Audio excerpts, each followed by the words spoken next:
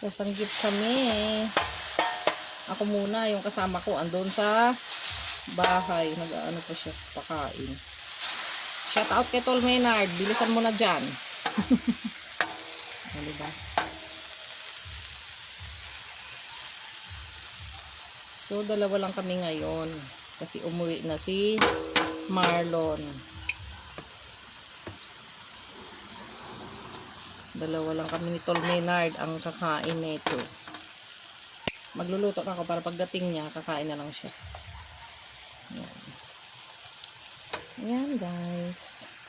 Ang aming hapunan. Oh, diba?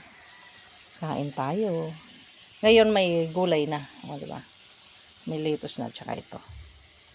Thank you for watching. Bye-bye.